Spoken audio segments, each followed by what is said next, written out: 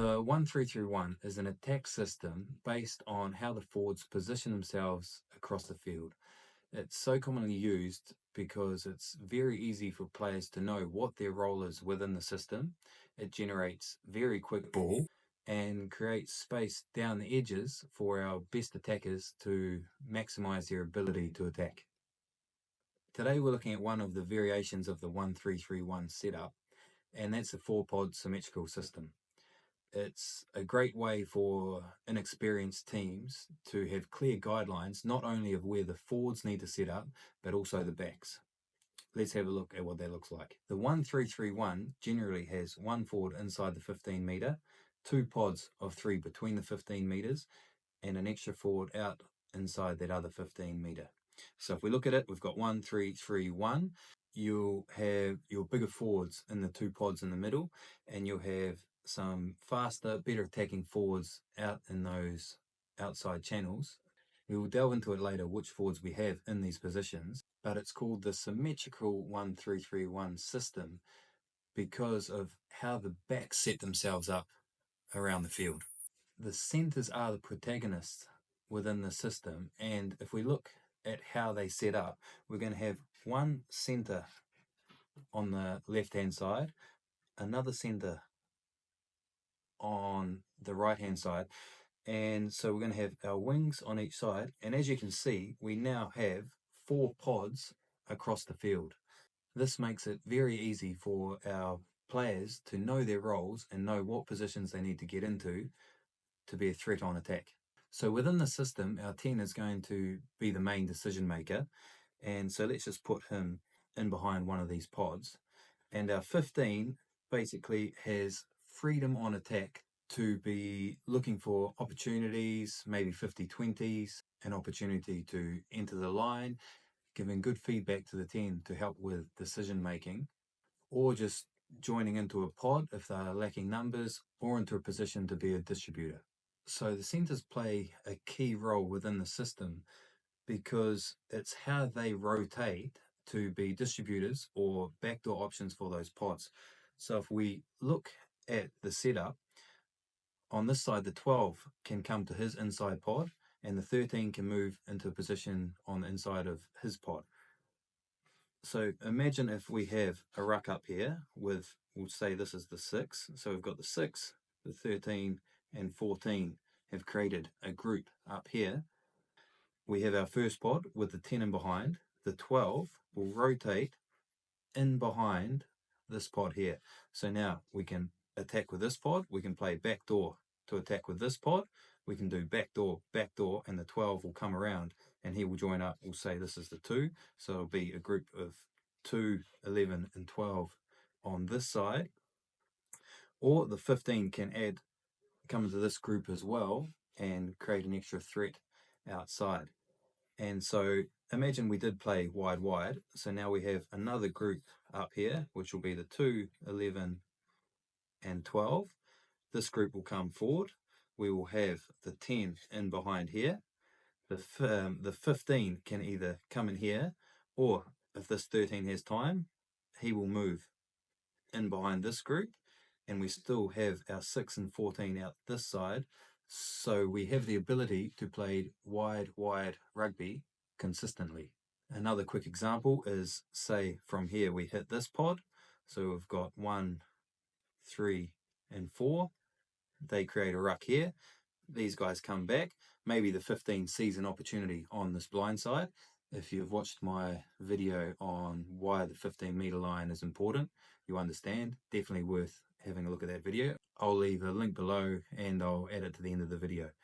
And so we have our next group here. We've got our 1, 3 and 4 in this pod here.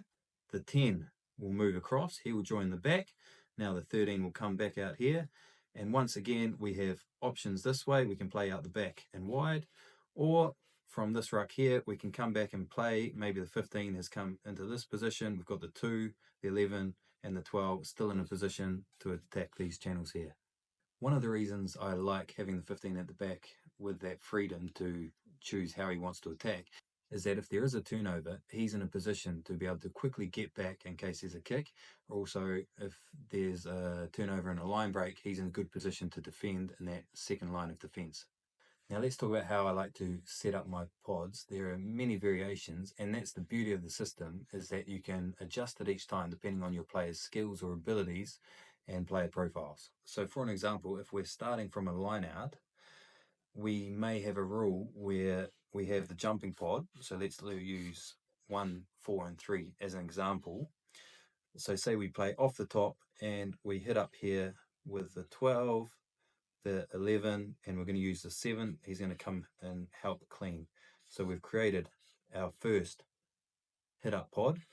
And so our rule is going to be whatever pod doesn't jump, so in this case it's the 5, 6, and 8, they will come around the side and they will be that next hit up option around the back. So we'll have the 5, 6, and 8 around here. Our 7, which is in this pod, he is going to work to get across to this side of the field. Our 1, 4, and 3 are going to come into this position, and our 2 will stay on the wing. So if we move this up the field, our 1, 3, 3, 1 will look like this. 1, 4, 1, 3, we'll say our 6, 5, 8, and our 7. So the possible rule will be whatever pod doesn't jump in the line out, they will make up that outside pod on the field. So from a scrum, we can have the same structure. It'll differ slightly where maybe we have the 8 coming off the back, we'll have the 7, and we'll probably have the 12 in there for that first cleaning.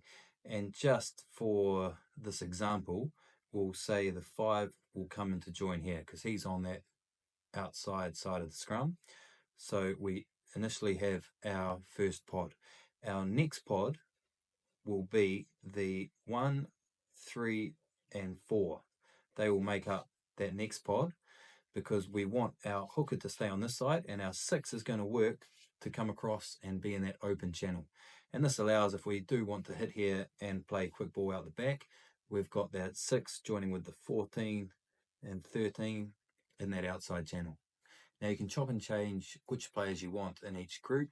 For example, you may want a strong ball carrier in each of these main groups in the middle. But just remember, on the outside channels, we're going to need fast players who are very good at cleaning out and hopefully have very good ball skills to be able to make good attack with that backline. Since we're giving out so many options, there's another one, for example, called the fat man's track. And that's if you've got several very big boys in your forward pack, you can have them set up in the middle of the field. So say you're 1, 3, and 4, 130 kilos and don't like running, and the other pod will just rotate around them. So they will sit in the middle and the other pod will be rotating around, attacking those 15-meter lines. Once again, this is the beauty of the system, is that you can adapt it however you want, however you feel your players will best adjust and be in the best position to attack from. What is important is that every player knows their role. This is the main reason I try to keep my systems as simple as possible so that players don't have to think too much about it. They can very quickly get into shape. I always try to remember that systems can get disorganized very quickly through broken tackle, maybe an injured player on the ground, and so suddenly we have one less person in a pod and someone has to react to fill that position. So within your system, you can create rules about what you do in these types of situations. If a player is out injured, and take this example, we've got a ruck here and only the 1 and 3 are in position, do we want the hooker to come in and make that a 3? Or do we say, if we see this picture of only having 2 forwards, do we say we want to play either straight behind them or maybe hit them and pass out the back and play wide with that outside group? Just a few little things to think about and how you're going to apply that within your team structure. A great way to teach this is through videoing the captain's run. And what I'll do during that captain's run is I'll actually take players out or move them around so that the players actually have to adapt. And then what I'll do, we'll either have a video session afterwards or I'll cut the clips up and put them in WhatsApp and send them out to the players and just ask them what they're seeing, how they reacted to that change, and if they could have done it better. This is a good way for them to learn visually how they need to move and react if there is a problem within the attack structure. Last few tips is that I've found it very important that your players know how to get back into structure from the unstructured. And so this might be a kick return or a turnover.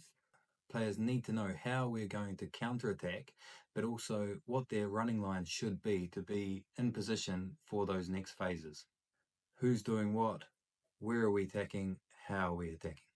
I can get very detailed around structure or mapping, and obviously the more knowledge my players have, the more freedom I give within certain structures. No matter how I choose we play, I still like my players to have that freedom to be able to attack if they see the space. But structure can often really help to create more of those opportunities.